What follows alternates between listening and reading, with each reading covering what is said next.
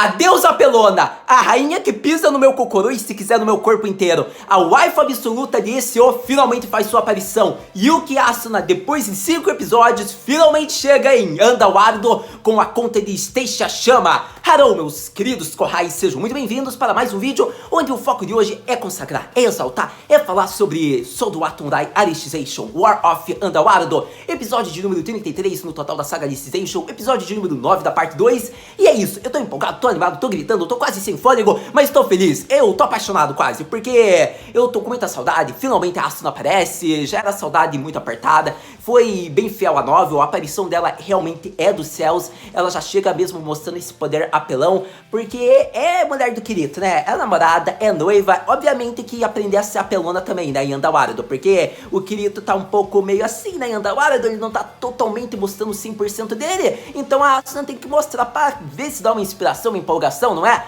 Mas pra todo caso, olha, foi um episódio perfeito, agora sendo mais um pouquinho sério com vocês, eu gostei, ele manteve, digamos que o ritmo dos outros episódios, tá fazendo uma adaptação bem rápida, bem fiel, mas o único ponto que eu criticaria foi a forma como eles introduziram a Asuna, porque foi fiel, só que demorou. Eu tô sendo sincero, eles demoraram. Por conta do que? Esse episódio da Cheetah, eles poderiam ter cortado umas partes. Eu acho que eles quiseram ganhar muito tempo só para deixar a Asuna aparecer nos momentos finais, para que ela ganhe foco só no próximo episódio, porque o próximo episódio vai ser o foco dela. Você já vê que a prévia do episódio, o título já diz, Stacia, a deusa da criação, que é uma das deusas de Underworld. Então você já percebe que vai ser o foco nela. Obviamente, né? Depois dela ter feito uma entrada triunfante, né? Como é que não vai ser o foco dela? Mas para todo caso, o que eu quero destacar, eu acho que foi por isso, né? Porque eles decidem daí focar no reencontro dela com o Kirito, mas é esse o problema. Eu queria que o reencontro tivesse sido no final desse episódio com a ending da Lisa cantando,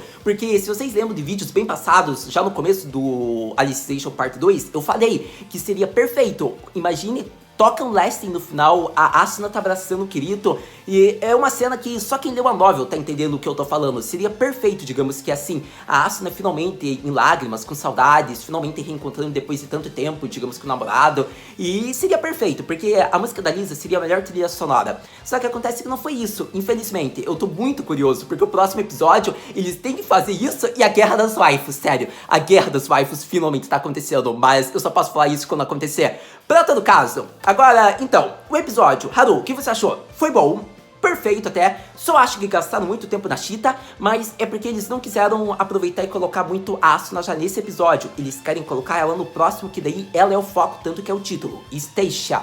Mas pra todo caso, então, falando bem rápido da aparição da Asuna, ela literalmente comeu num prato gourmet, digamos que o subordinado do Bekutar. Porque basicamente a gente viu que ele tava chegando, tava com todas as tropas, dessa cena eu falo em detalhes daqui a pouco, mas tipo, a tropa lá de apoio tava ferrada, tipo, eles iam morrer, ou eles faziam alguma coisa, ou acabou, cadê? Quem vai proteger o Kirito? O Rendori já tava desesperado, já tava pensando, caraca, o que que a gente faz? Aqueles 3 estão lá, só que eu não posso ir agora, e se eu sair daqui, o inimigo vai saber o nosso plano, o que que eu faço da minha vida? E daí acontece que o Mercuri, ele já chega, ele fala tudo o que eles devem fazer, só que acontece que nem precisou, né, porque a rainha chegou do céu, tipo, ela só abriu um buraco do chão e esmagou, digamos que o exército do Bekutar. Ela simplesmente fez isso. E isso é uma coisa legal que eu quero que vocês percebam. A conta de Stacia Chama, a deusa da criação, a conta que a Asuna vai usar, é uma conta que pode fazer grandes projeções e mudanças no aspecto físico. Como você percebe, a Asuna conseguiu criar uma grande abertura. Você percebe que ela fez entre os chãos, ela conseguiu fazer mini buracos quando ela enfiou o subordinado do Bekutar,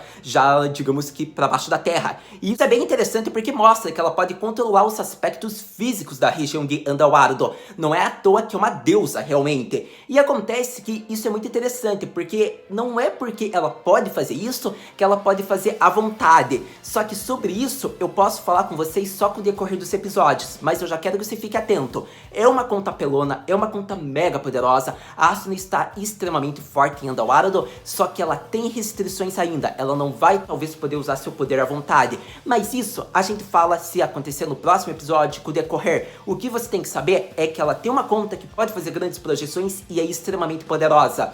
Mas tendo falado um pouco sobre isso, acredito que eu vou ressaltar como um todo o episódio. Eu vou falar ainda em detalhes da cena da Asuna, agora um pouco mais sério. Vou falar também da Cheetah, que foi o foco do episódio. E acredito que é mais isso. E também comentar um pouco se o Berikuri avisou algo, se ele falou algo, Arisso. Então vamos falar sobre isso. Sou do Matunrai Alicization e seu episódio mais recente, mais conhecido como uma guerreira com instinto assassino e finalmente a deusa Stacia Asuna-sama chega em Yandawara. Mas então acredito que vamos começar, meus queridos corrais, falando realmente do final e depois eu foco falando da parte principal do episódio, na verdade, da maior parte que foi focada, que foi a Cheetah. Eu acho que é assim que se pronuncia, que é uma outra Seigo Kinshi que tem o instinto de uma assassina. Então, falando sobre a Asuna, a Roni, a Tiese e aquele subordinado do Bekutar que já perdeu a conta. Então, acontece que realmente ele tipo já tava falando, pô bro, eu quero me divertir um pouco, deixa eu ir me divertir, você não acha que tá na hora da gente causar um pouco? E daí o Bekutar tipo todo calmo falando, se você quer ir causar o caos primeiro, pode ir primeiro, meu companheiro. Vá para onde eu mandar, vá para esse ponto da floresta.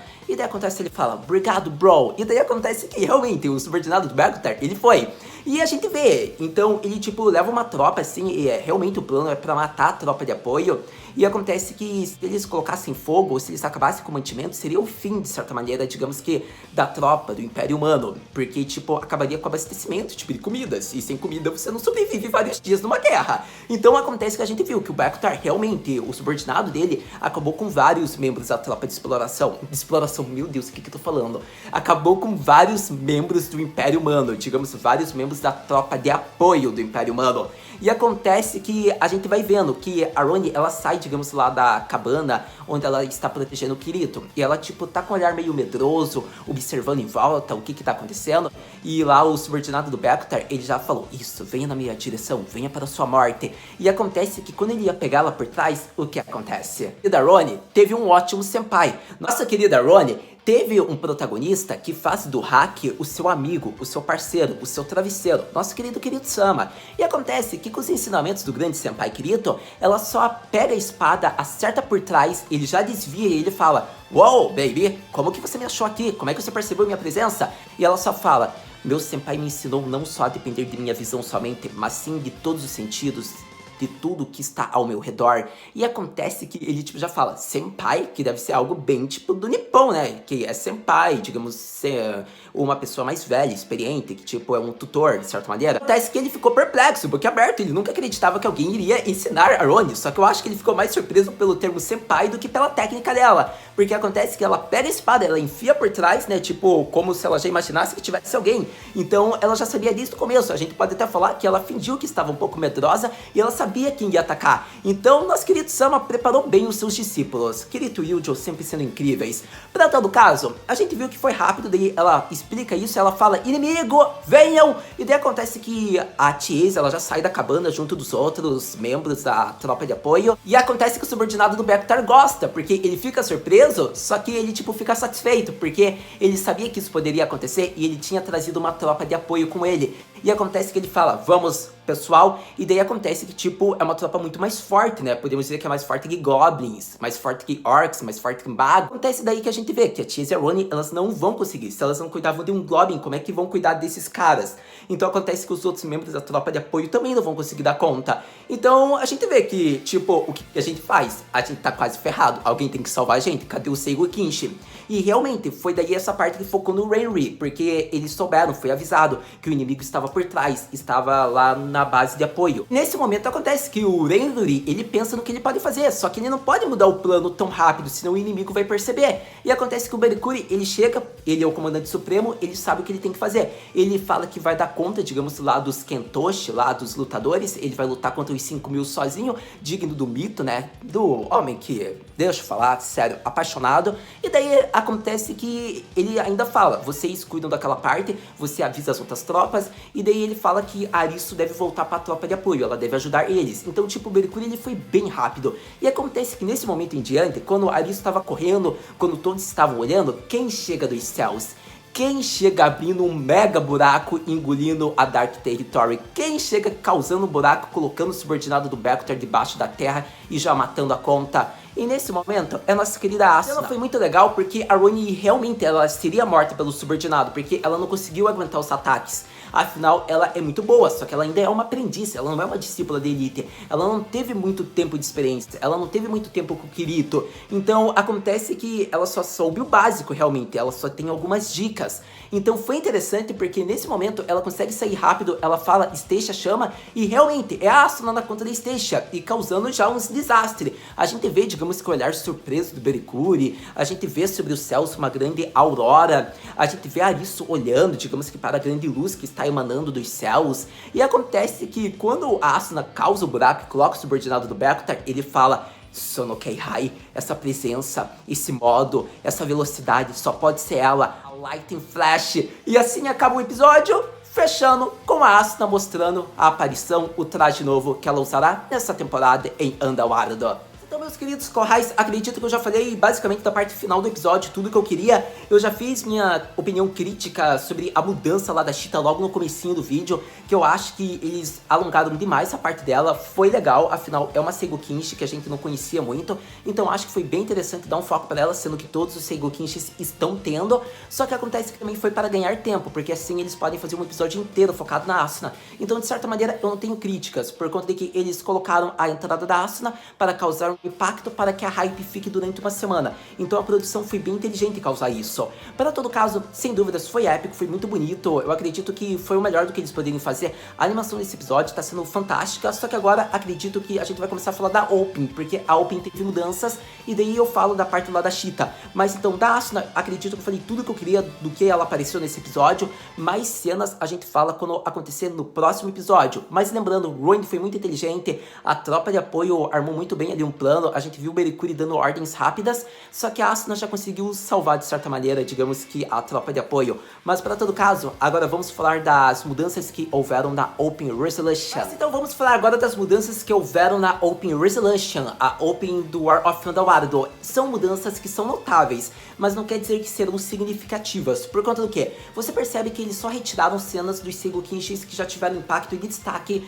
digamos que nessa primeira parte do War of Underworld, digamos que dessa primeira parte da parte 2, se é que você me entende. E acontece que personagens como Ereduri, que já foi morto, personagens como Fanatium, que já teve destaque no começo, personagens como Seigokinshi das Flechas, todos os personagens que já tiveram batalha de certa maneira, eles já foram retirados da cena, se você percebe. Eles só deixaram realmente os principais agora. E alguns Seigokinshis que ganharam destaque dos episódios mais recentes, como por exemplo o Urenduri, que não tinha destaque na abertura, mas depois da mudança, digamos que da postura dele, eles colocaram agora um impacto, digamos que eles mostram a batalha que teve, eles colocaram a luta inacabada da Cheetah, e a gente vê que a mais significativa de todas é a nossa querida Asuna, que finalmente está demonstrando, está realmente em Underworld. A partir de agora, ela vai ficar até o final da saga, a gente verá várias decisões, várias batalhas, que ela será importante, e vemos que ela sempre está no traje de Stacia. A mudança do traje dela na abertura foi muito legal, ela sai daquele traje de temporadas passadas e usa o traje recente, o traje da temporada do Alicization.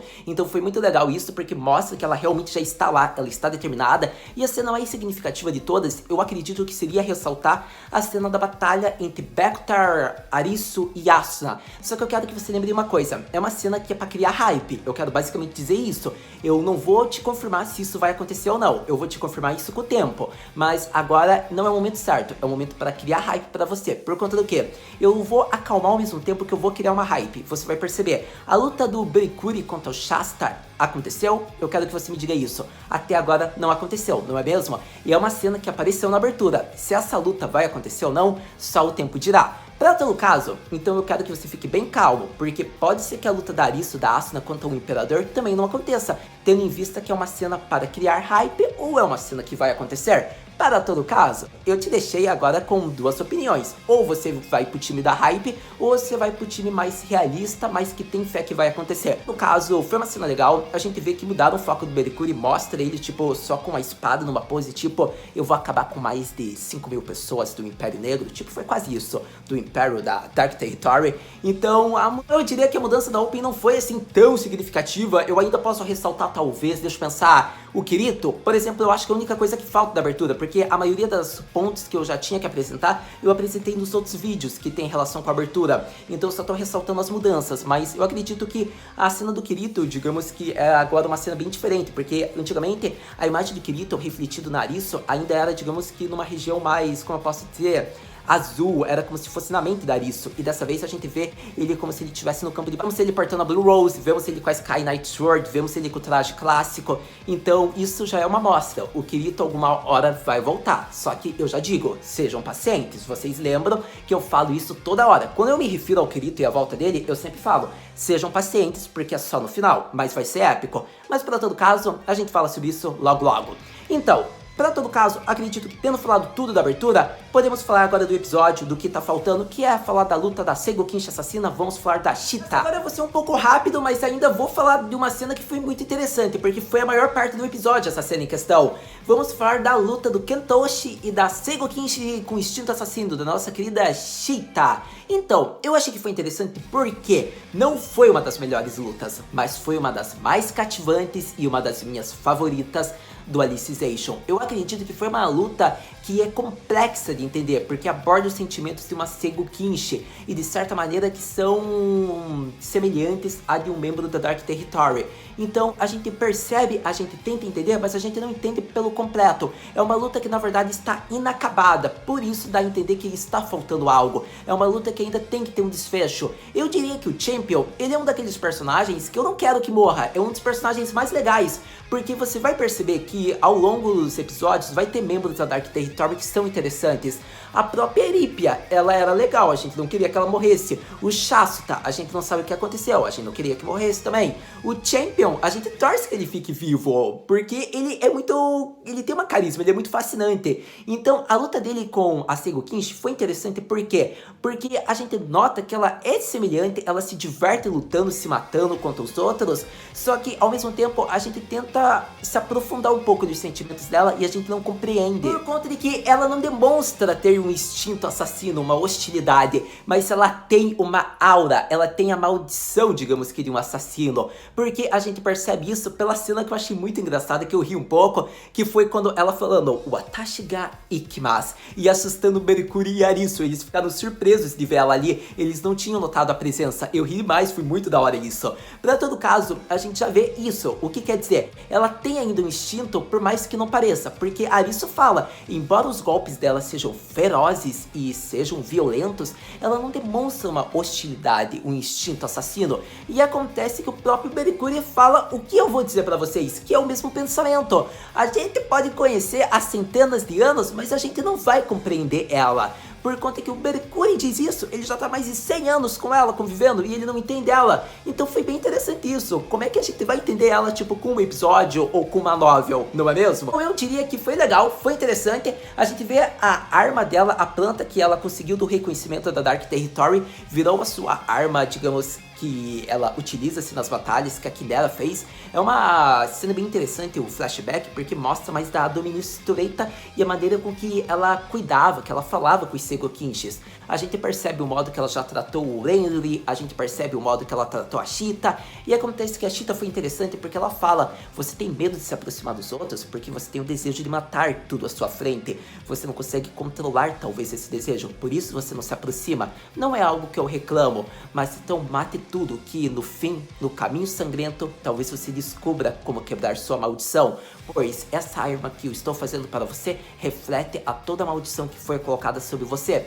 Então a gente pode entender que o instinto, o desejo assassino veio herdado dela, pode ser isso, como foi falando, pelos parâmetros herdados, ou pode ser algo que surgiu das várias batalhas. O que podemos ter certeza é que a arma reflete muito dela, como a Quimera disse, porque ela pegou numa área de reconhecimento onde havia vários inimigos derrotados e que provavelmente foi ela que fez isso. Então a arma reflete ela, a arma é violenta, é sangrenta, reflete o desejo de assassinar, de acabar com várias pessoas diante de sua frente, o desejo insaciável, só que acontece que a Seigo Kinshi em si, ela consegue controlar e não demonstra isso. É uma Seigo Kinshi complexa, só que a sua arma reflete seu desejo. Então eu acho que foi muito épico a maneira com que esse episódio fez isso. Então praticamente foi um dos meus episódios favoritos só por ter abordado essa parte da Cheetah, da Quimera, o Mercuri falando. Então eu acredito que de certa maneira eu abordei tudo que eu queria da cena. Mas Mas então acredito que foi mostrado tudo no episódio, agora no vídeo é uma batalha que foi inacabada porque a tropa principal chegou, então a Cheetah já faz um recuo dela, ela vai provavelmente para a tropa de apoio ou para alguma região, provavelmente por conta de como o episódio acabou, não é mesmo? Então o que eu posso ressaltar que foi interessante pelo fato de que a gente nota a maneira de uma Seigo Kinshi complexa, a gente vê uma trilha sonora muito envolvente, muito boa, a gente vê, digamos que um membro da Dark Territory, o Champion, muito interessante, e a gente vê o desejo dos dois de acabar com um ao outro, só que eles têm aquelas dúvidas, será que o meu golpe será forte o suficiente? E acontece que a gente vê a constituição física deles e a gente vê que isso não quer dizer nada, porque eles estavam com alguns ferimentos, mas não eram ferimentos graves, a Cheetah estava se contendo, e o Champion ele estava utilizando-se tudo que ele podia, daí ela começou a levar a sério, como foi mostrado, tá no Shi, eles estavam se divertindo nessa situação. Então, sério, eu acho que era isso que eu queria abordar, a trilha sonora, a animação, a luta ali do Champion da Cheetah. Vamos ver se talvez tenha um desfecho ou talvez não, por conta de que a gente torce para que ele continue vivo, porque provavelmente alguma hora vai acontecer uma trégua. Eu acho bem difícil de toda a Dark Territory ser extinta, não é mesmo? Como o Berikuri falou, após essa batalha provavelmente muitos deles vão querer fazer uma trégua, mas para todo caso, acredito que eu abordei a parte principal que eu queria ressaltar da Cheetah. Sem dúvidas, um episódio muito épico, acredito que praticamente eu abordei tudo que eu queria aqui no vídeo com vocês, Corrais. Foi um episódio fascinante, cativante, empolgante, de certa maneira emocionante. Eu acho que foi um episódio muito interessante pela Cheetah, pela nossa Asuna. Então é isso que eu queria ressaltar de principal. Devo ressaltar que o Berikuri ele agiu muito rápido. Ele iria lutar contra Gozen Kentoshi, 5.000 Kentoshis provavelmente. Só que acontece que isso provavelmente vai mudar por conta do que? A gente vê que a Asuna chegou. Então devido à sua aparição, vários planos, digamos que estratégias serão mudados com a chegada de uma deusa, não é mesmo? Então vai ser muito interessante a maneira com que eles agirão a partir de agora. O que eu mais quero ressaltar foi a trilha sonora, que isso vem sendo épico a cada episódio, eu já venho ressaltando, só que não tem como, por mais que seja o mesmo compositor, eu quero ressaltar, a vibe tá muito Fate, tá muito semelhante, ainda mais quando é um arco de guerra, então o compositor arrasa, porque ele faz com que as suas músicas de fundo, as suas trilhas sonoras, tenham a mesma vibe, e por mais que a gente saiba que são obras diferentes, elas têm semelhanças pela trilha sonora, então tá sendo muito épico isso. Pra todo caso, acredito que abordei um pouco da Arisu, embora ela não tenha tido tanto destaque, a frase que ela falou que irá acabar com cada um da Dark Territory foi épica logo no começo. O que eu posso dizer que teve interessante foi aquela fala do Berikuri, né? Que seria um desperdício o Rendori não poder, digamos, entrar na ordem dos Seigo Kinshi, por conta de que ele começa a falar que ele não concorda com o ritual que foi feito de congelar as memórias, congelar o corpo, só que seria tão triste não ter Seigo Kinshis como ele, e acontece que foi legal essa parte porque mostra que Arisu fala que deve haver outras maneiras de haver Seigo Kinshi. Após as almas deles, haverá pessoas que se sentirão inspirados. Então é uma frase tão bonita, aquela vibe que dá meio que um tom dramático, mas ainda vai ter Seigo Kinshis que vão sobreviver, mas é uma frase muito bonita, né, referente, digamos que ao futuro do que eles podem fazer, digamos que referente a essa ordem, como é que ela pode se reconstruir. Então eu acredito que é legal, porque tem tantos personagens realmente interessantes que podem se tornar. A Roni, por exemplo, a Chiese, a Senpai lá do Kirito, são personagens que têm potencial para ser a nova geração dos Seigo Kinshi, ou novos membros. Então eu acho que foi bem interessante a maneira com que eles já começaram a falar um pouco sobre isso. Mas para todo caso, acredito que abordei dessa vez a maioria do que eu queria falar sobre o episódio, mas o que eu gostei praticamente eu já ressaltei no vídeo. Então se sua pergunta é: Haru Senpai, o que podemos esperar para o próximo episódio de Sword Art Online Alicization War of Underworld? Chikai para o próximo episódio de Sword Art Online Alicization War of Underworld, meus caros jovens amados Corrais. Acredito que veremos a Asuna, a nossa querida Kami, nossa querida Stacia Chama e seu incrível poder. Vai ser interessante por conta de que eu quero que sejam fiéis, pelo amor de Deus. É uma das partes que eu mais estava empolgado que acontecesse no Alicization. É pela Asuna? Até é, mas é pelo reencontro dela com o Kirito. Eu quero muito que mantenha a fidelidade, porque após ela dar um abraço, confortar o Kirito, adivinhe quem vai enfrentar ela? Arisu. Então, sério, eu quero muito que mantenha a fidelidade, vocês não têm ideia. tomara que mantenha a fidelidade, porque, sério, ver o confronto de duas waifus é algo épico, querendo ou não, são as waifus desse, ó, então ver a batalha delas seria interessante. Pra todo caso, é isso que eu quero, que mantenha a fidelidade para o próximo episódio, é só isso, que mostre o Mercúrio sendo o mito dos mitos, e é isso, eu acho que a cena deve ser emocionante se eles adaptarem fielmente do Kirito da Asuna, mas isso a gente pode aprofundar e falar no próximo episódio, não é mesmo? Mas então é isso que eu quero que mantenha a fidelidade, basicamente é isso.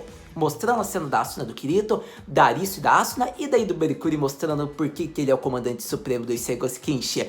Mas pra todo caso, muito obrigado por ter visto esse vídeo até agora. Uma coisa eu garanto e tenho certeza, sem dúvidas, assistindo o próximo episódio a gente conversa. Então, a gente se vê no próximo vídeo de Sodo Atonrai Alicization War of Underwater do Mata, né?